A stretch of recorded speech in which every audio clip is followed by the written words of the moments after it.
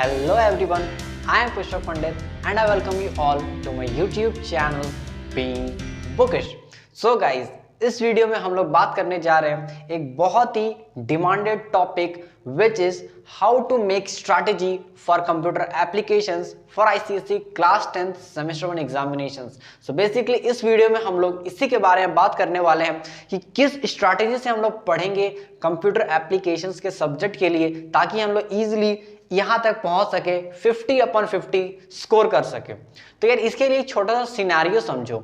अगर मैं इससे पहले अगर एमसीक्यू टाइप का एग्जाम नहीं होता, इस चीज से अगर पहले अगर बात करता तो कुछ अलग सिनेरियो होता। वहां पर क्या होता है, आपका जो एग्जाम होता है वो आता है 100 मार्क्स का, जिसमें कि 60 मार्क्स जो होते हैं वो रिजर्व्ड होते हैं फॉर प्रोग्रामिंग एंड 40 मार्क्स जो होते हैं वो होता है कुछ थ्योरी क्वेश्चंस और कुछ आउटपुट फाइंडिंग क्वेश्चंस के साथ। तो उस सिनेरियो में क्या होता है, तो उसमें अलग मैं आपको समझा लेता। लेकिन यहाँ पर क्या है कि आपका एमसीक्यू टाइप का पैटर्न आया है, तो ये जो यहाँ पर फॉलो हो रहा था चीज की ज्यादा प्रेफरेंस दिया जाएगा प्रोग्रामिंग वाले पार्ट को, तो यहाँ कहीं ना कहीं जो उस चीज में जो रेशियो था कि programming is to theory question, इसका रेशियो कहीं ना कहीं आपको बिगड़ता हुआ जरूर नजर आएगा। ठीक है, तो ये चीज बताना बहुत इंपॉर्टेंट था क्योंकि अभी आपको थोड़ी देर में समझ में आएगा। तो देखो, सबसे पहला चीज आपको जो मैं बताना चाहता हूं वो ये है कि अब जो आपका जो पैटर्न आया है इसमें अब ऐसा नहीं है कि ज्यादा प्रेफरेंस प्रोग्रामिंग को दिया गया और कम प्रेफरेंस आपका थ्योरी क्वेश्चंस को दिया गया। डेफिनेटली नॉट, ऐसा कुछ नहीं हुआ है। अब एक्चुअली में क्या हुआ है, अगर आप अच्छे से थोड़ा सा ध्यान से देखो तो थ्योरी वाले क्वेश्चंस को जो है ज्यादा थोड़ा सा प्रेफरेंस दिया गया है। प्रोग्रामिंग में आया है तो आपको पता है कि इस टाइप का प्रोग्रामिंग है। क्या बताना चाह रहा थोड़ा लिख के बताता हूं। जैसे कि ये जो आपका 50 मार्क्स का जो आपका क्वेश्चन पेपर आया है, आई होप कि ये 40 नहीं है 50 है। ठीक है, आई होप कि आपको ये पता होगा। तो इसमें आपको पता है कि जो सेक्शन ए है, जो सेक्शन ए है आपका वो 30 मार्क्स का है एंड सेक्शन बी जो है आपका वो आपका है 20 मार्क्स का। अच्छा, जो सेक्शन ए में इसमें आपके बहुत डिफरेंट टाइप के एमसीक्यू क्वेश्चंस है। बेसिकली पूरा ओवरऑल पेपर ही एमसीक्यू टाइप का, लेकिन सेक्शन ए क्या है, बेसिकली आपका थ्योरी पॉइंट ऑफ व्यू से आप देखोगे उससे कि थ्योरी पॉइंट ऑफ व्यू से वो सब क्वेश्चंस बने हुए हैं।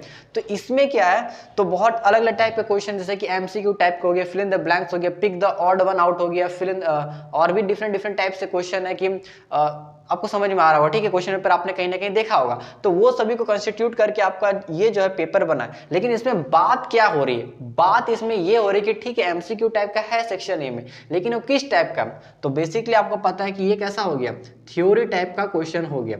हाँ, अगर आप देखोगे तो जैसे 25 मार्क्स तो पूरा आपका थ्योरी टाइप का चल रहा है, लेकिन जो लास्ट 5 के मार्क्स है वो क्या है, थोड़ा आपको बताना है कि इसका जो आउटपुट है वो क्या आएगा। तो अगर आप ऐसे ही स्टूडेंट हो जो कंसिडर करेगा कि ये जो आउटपुट फाइंडिंग क्वेश्चन ये मैं मान लेता हूँ प्रोग्रामिंग टाइप के, तो आप मान सकते हैं कि थ्योरी टाइप का क्वेश्चन आपका 25 है। लेकिन यहाँ पर एक चीज फिर से समझो कि सेक्शन बी है, सेक्शन बी में जो लास्ट वाला जो पार्ट है ना, जिसमें आपका केस बेस्ड स्टडी है, उसको भी आप प्रोग्रामिंग बोलोगे नहीं। तो बेसिकली यहाँ फिर से आपको 5 मार्क्स जोड़ना पड़ जाएगा और theory marks again it will come to 30 marks. तो बेसिकली 30 मार्क्स आपका पूरा पूरी थ्योरी मार्क्स है। पहले थोड़ा सा देखो, हल्का समझ लो कि आपका क्वेश्चन पेपर कैसा आने वाला है, फिर आप इसके लिए प्रिपरेशन अच्छा से कर सकोगे। तो वो मैं आपको अभी जस्ट बताऊंगा। तो इसके हिसाब से आपका 30 मार्क्स है। तो अगर आप लेकिन आउटपुट फाइंडिंग क्वेश्चंस को भी मान लेते हो थ्योरी पॉइंट ऑफ क्वेश्चंस, तो आपका 30 से जो 35 मार्क्स है बाबू, वो है थ्योरी टाइप का क्वेश्चन। मतलब कि थ्योरी में आपको बहुत ज्यादा ध्यान लगाना पड़ेगा। समझ में आ रहा है। प्रोग्रामिंग में बात करो तो प्रोग्रामिंग किससे आया, फंक्शन से आया और कंस्ट्रक्टर से। तो ये जो चीज है इसको आपको समझना बहुत इंपॉर्टेंट है कि फंक्शन और कंस्ट्रक्टर से प्रोग्रामिंग है। और वो भी प्रोग्रामिंग ऐसा नहीं कि आपको लिखना है, nothing to write, you just need to have some basic knowledge कि किसमें किसका क्या क्या फिल इन द ब्लैंक्स भरना है, दैट्स ऑल। वही मतलब प्रोग्रामिंग आपको ऐसा नहीं कि लिखना है, आपको जो बेसिक चीज है वो सब आपको जानना है। तो बेसिकली यहाँ मैं बताना चाह रहा हूँ कि इसमें जो रेशियो है, ये जो प्रोग्रामिंग थ्योरी, ये कहीं ना कहीं बिगड़ा है। और आपको अब समझ में आ रहा है कि जो मेजोरिटी चीज है वो आपको थ्योरी क्वेश्चन में आपको जा रहा है कि मतलब आपको थ्योरी चीज अच्छा से समझना। तो अब बात है कि भैया थ्योरी क्वेश्चन करें कैसे। तो अब आते हैं हम लोग सेकेंड पॉइंट पे कि थ्योरी क्वेश्चन अब कैसे करेंगे, कहाँ से ज्यादा मेजोरिटी आ रहा है और किस किस टाइप के क्वेश्चन इसमें आपको ज्यादा फ्रीक्वेंटली देखने को मिलेगा। देखो इसके लिए बेहतर रहेगा कि आप जो सैंपल पेपर है उसको भी साथ में रखो, ठीक है, ताकि आप मेरे मैं जो बताने वाला हूं उससे आप आराम से बिलीव कर सको, ठीक है। हाँ, कुछ कुछ के लिए प्रूफ नहीं मिलेगा, वो आपको थोड़ा सा ढूंढना पड़ेगा, लेकिन जो बात बताने जा रहा हूं वो प्लीज ध्यान समझना। देखो जैसे कि इसमें थ्योरी क्वेश्चन ज्यादा है, तो आपको पता है कि थ्योरी जो क्वेश्चन है वो कहां से प्रिपेयर हो सकते हैं, आराम से जो क्लास 9th का जो सिलेबस है उसी में से मेजॉरिटी थ्योरी क्वेश्चंस पूछे जाएंगे। अब कहां से, अरे जितने तुमने पढ़े उतने ही से पूछे जाएंगे। जैसे कि तुमने पढ़ा होगा टोकन्स, तो अब टोकन्स से डिफरेंट 5 टाइप का टोकन आते हैं, तो वहां से देखो क्वेश्चन है कहीं ना कहीं से, ठीक है। आपने पढ़ा होगा डेटा टाइप, तो डेटा टाइप इतना थोड़ा कि इंट है कैर है, आपको पता है कि डेटा टाइप इतने ही दूर नहीं पढ़ना हमको अगर डेटा टाइप पढ़ रहे हो तो ये तो पहली बात पता होना चाहिए क्या क्या है, इंट, कैर, फ्लोट, लॉन्ग, डबल, इस टाइप का डेटा टाइप है। लेकिन सबका साइज पूछा गया इस बार। अच्छा, डेटा टाइप में अभी आपसे पूछा गया कि किस टाइप का डेटा टाइप है, कि प्रिमिटिव है कि नॉन प्रिमिटिव डेटा टाइप है, इस टाइप का भी एक क्वेश्चन है, आप देख सकते हो, चेक कर सकते हो। मतलब कि जो छोटे छोटे चीज है जिसने जो अभी तक आपने पढ़ा उसको और थोड़ा बेहतर ढंग से पढ़ना है बेसिकली। और अगर मैं चीजें की बात करूं तो आप आगे जाके अगर क्वेश्चंस देखोगे तो जो आपका जो बहुत सारे ऑपरेटर्स वाले चैप्टर है, ठीक है, operators, different types of operator, arithmetic operator, logical operator, इस टाइप से भी क्वेश्चंस आए हुए हैं। तो समझ में आ रहा है कि जो बेसिक आपने पढ़ा है उसको और आपको अच्छे से प्रैक्टिस करना, वहीं से क्वेश्चन है उसी को थ्योरी पॉइंट ऑफ क्वेश्चन से बना दिया गया।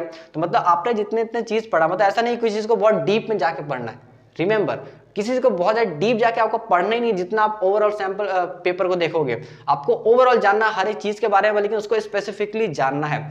अच्छा, अब आके थोड़ा सा और चैप्टर्स के में आगे आएंगे, तो जैसे कि अब आपको पता है कि एक है कंडीशनल कंस्ट्रक्ट्स इन जावा, एक है इटरेटिव कंस्ट्रक्ट्स इन जावा। तो कंडीशनल कंस्ट्रक्शन में क्या है, इफ एल्स वगैरह हो गया, स्विच केस हो गया, ये सब चीज आपसे पूछा गया। तो बेसिकली इसमें आपको जानना क्या है, इफ एल्स काम कैसे करता है। तो बेसिकली इसका आपको थोड़ा बहुत अगर मैं बताऊं, यहाँ तो पढ़ाने तो नहीं आया हूँ, तो बेसिकली एक चीज बता रहा हूँ कि इफ हो गया, यहाँ एल्स इफ हो गया, तो अगर इफ का कंडीशन ट्रू होगा तो यहाँ पर कंडीशन ये ना चीज एग्जीक्यूट होगा, फिर ये सब एग्जीक्यूट नहीं होगा। अगर ये चीज एग्जीक्यूट नहीं होता तो एल्स इफ वाला चीज चेक होगा।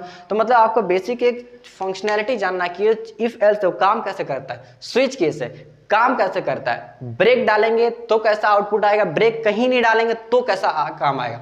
जैसे कि एक एमसीक्यू सेशन में करवा रहा था, जैसे जिसमें मैंने एक क्वेश्चन कुछ इस टाइप से दिया था कि फॉल थ्रू वगैरह क्या होता है। तो बहुत सारे स्टूडेंट कंफ्यूज थे कि फॉल थ्रू होता क्या। अब यहीं पर गड़बड़ी है, आपने खाली क्या देखा, स्विच केस के अंदर क्या है, आपको और टॉपिक जैसे फॉल थ्रू उसको कोई ध्यान नहीं दे रहा, ऐसा क्यों। एक बार आप जाकर बुक तो रीडिंग करो, जैसा कि मैंने पिछले वीडियोस में जो कि मैंने स्ट्रेटेजी के लिए बनाया, मैंने हमेशा कहा है आपको इस बार बुक रीडिंग के ऊपर थोड़ा ज्यादा बिलीव करना पड़ेगा, क्योंकि बुक से मतलब ज्यादा क्वेश्चंस आने के चांसेस हैं, ठीक है। अब जैसे कि इटरेटिव कंस्ट्रक्शन में अगर हम लोग लूपिंग की बात करें, ठीक है, फॉर लूप काम कैसे करता है, इसका ऊपर ऑलरेडी वीडियो बना हुआ, फॉर लूप काम कैसे करता है, व्हाइल लूप कैसे काम करता है, क्या चीज कहाँ होना चाहिए, इनिशिएशन कहाँ होना चाहिए, कंडीशन कहाँ होना चाहिए, अपडेशन कहाँ होना चाहिए, ये सब छोटे छोटे चीज आपको पता होना चाहिए। मतलब अब आपको इसमें बहुत ज्यादा दिमाग नहीं लगाने वाला, लेकिन आपको बेसिक चीज, मतलब आपने जितना क्लास 9 में चीज पढ़ा है वो चीज आपको अच्छे से आना चाहिए, तो आपका थ्योरी वाला जो पार्ट है आराम से निकल जाएगा। और क्लास 10th में अगर थ्योरी वाले पॉइंट से क्वेश्चन की बात करूं तो आपका 2 चैप्टर आ रहा है, एक आ रहा है फंक्शन और एक आ रहा है कंस्ट्रक्टर। तो बेसिकली अगर आप एक क्वेश्चन देखो, मैंने तो यहाँ कहीं नोट डाउन करके भी आपके लिए रखा था कि अगर आप क्वेश्चन नंबर 3 का सी देखने जाओ तो वहां पर बेसिकली उन्होंने क्या किया, कंस्ट्रक्टर का डेफिनेशन पूछा है। अगर आपको पता है, आपने कंस्ट्रक्टर चैप्टर पढ़ा, तो भाई एक बार डेफिनेशन तो पढ़ो, कंस्ट्रक्टर होता क्या है, तो वहां से क्वेश्चन आया हुआ है। तो आपको मतलब क्लास 10 में क्या, एक फंक्शन है कंस्ट्रक्टर, दोनों का डेफिनेशन याद करो, फंक्शन ओवरलोडिंग क्या था इसको याद करो। तो बेसिकली ओवरऑल बोलने का मतलब है कि थ्योरी क्वेश्चन कैसे प्रिपेयर हो सकते हैं, जितने भी आपने ओवरऑल क्लास 9 में चीजें पढ़ी है उनको आपको अच्छे से ध्यान देना पड़ेगा। टोकन पढ़ा, टोकन के बारे में हर एक चीज पढ़ो एग्जांपल के साथ। लूपिंग पढ़ रहे हो तो लूपिंग कैसे काम करता है, बेसिक कैसे काम करता है उसको जानना। फंक्शन में जैसे क्लास 10 में थोड़ा आते हैं, फंक्शन बेसिकली कैसे काम करता है, तो उसका जो नेम होगा वो कैसा होगा, क्लास के नेम के इक्वल नहीं होगा। लेकिन कंस्ट्रक्टर है तो उसका जो नेम होगा वो क्लास नेम के इक्वल होगा। छोटी छोटी बातें सही बता रहा हूं, इतने लेवल तक इस बार क्वेश्चन गया, बहुत लेवल डीप नहीं गया। हाँ, अगर प्रोग्रामिंग की बात करो, जो मेरा थर्ड पॉइंट है, लास्ट पॉइंट है कि आपको कैसे स्ट्रेटेजी से प्रिपेयर करना चाहिए, तो पहली बात आप जावा पढ़ रहे हो, प्रोग्रामिंग करना चाहिए नहीं करना चाहिए इसके ऊपर सवाल आना ही नहीं चाहिए। You are learning learning a programming language, तो आपको प्रोग्रामिंग करने आनी ही चाहिए। अगर आप लूपिंग का कॉन्सेप्ट पढ़ रहे हो, अगर आपने उसमें 10, 15, 20 क्वेश्चन नहीं लगा तो आपको लूपिंग नहीं समझ में आएगा। 1-2 बार में तो खुद मुझे नहीं समझ में आएगा तो कैसे समझ में आएगा आपको भी, ठीक है। तो मतलब आपको हर चीज थोड़ा प्रैक्टिस करना। स्विच केस है, एक बार लगा के देखो, ब्रेक लगा के देखो क्या होता है, फॉल थ्रू जैसे मैंने बात किया, एक बार ब्रेक हटा के देखो क्या होता है, फॉल थ्रू हो रहा है, क्या आउटपुट आ रहा है, एक बार ब्रेक कहीं और डाल के देखो, कुछ और केस को कॉल करो, ऐसे करके आपको थोड़ा प्रैक्टिस करना है। बेसिकली जब आप 20-30 क्वेश्चन अच्छे से सॉल्व कर लोगे ओवरऑल हर एक कॉन्सेप्ट से, तो आराम से हो जाएगा। आपको डर मत जाना 20-30 क्वेश्चन बोला हो, ठीक है, थोड़ा कम भी करो तो चलेगा। हर एक कॉन्सेप्ट, स्विच केस पढ़ रहे हो तो लगा लो सिंपल क्वेश्चन की टू प्रिंट 7 डेज, इस टाइप का क्वेश्चन, तो आपको बहुत ही बेहतर फायदा मिलेगा। तो स्ट्रैटेजी यही होनी चाहिए कि इस बार हम लोग का ऐसा रेशियो बिल्कुल नहीं है कि प्रोग्रामिंग पे ज्यादा फोकस करना है। प्रोग्रामिंग है बट इस बार थ्योरी क्वेश्चन से पूरे अच्छे से भर के जो मैंने आपको अभी थोड़ा डिस्कस कर दिया, तो ऐसे आपको थोड़ा सा ध्यान में लेकर चलना कि ऐसा रेशियो बरकरार रखना है। प्रोग्रामिंग थोड़ा प्रैक्टिस करो और अच्छे से पूरा कॉन्सेप्ट को समझने की कोशिश करो, नॉट ओनली कि ये कैसे काम कैसे कर रहा है ओवरऑल, उसको आप खाली समझने की कोशिश करो, आपका आराम से क्लियर हो जाएगा। सो रखते हैं इस वीडियो में इतने तक। आई होप कि this video will definitely help you to make a good strategy towards computer applications, and I will definitely meet you soon in my next video. Till then take care and bye bye.